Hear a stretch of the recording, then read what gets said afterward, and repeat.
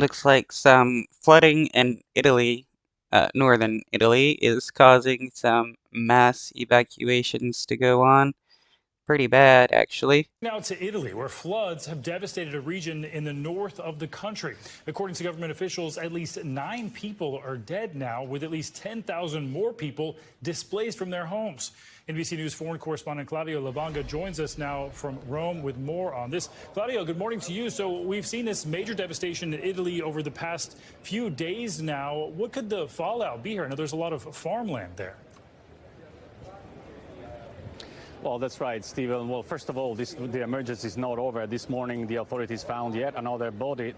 Well, that brings the total death toll to 14, actually, not 9 as it was yesterday. And the emergency, as I said, is not over because now, after a break from the rain yesterday, it started raining again, bringing, of course, the worries among all the people that are clearing out the mess that this flooding and landslides caused and left behind, a trail of devastation.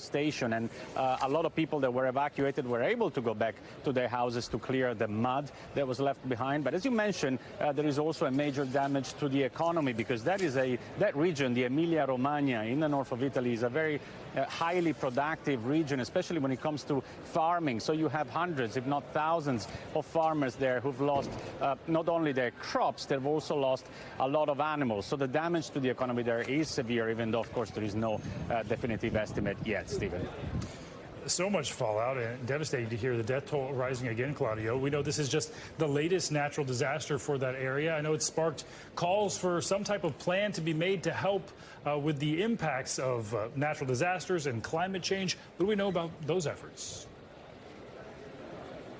Well, that's right. The government has already said that they will hold an extraordinary meeting next Tuesday to face this situation, and they are expected then to call or declare the state of emergency for that region, and probably they will also issue funds to help the region to get back to its feet. But honestly, this is not the first extreme weather event in Italy.